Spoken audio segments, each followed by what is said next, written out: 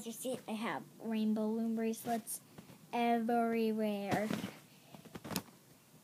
So I was just wondering if you guys still like Rainbow Loom bracelets and you still make them or something like that.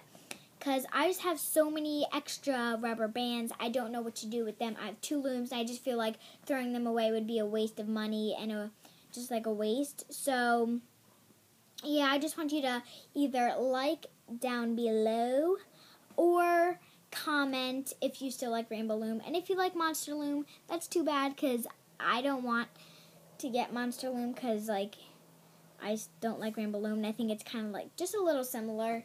Not really, but I think it's by the Rainbow Loom brand. So if you like it, yay or nay, comment below or like. So, bye!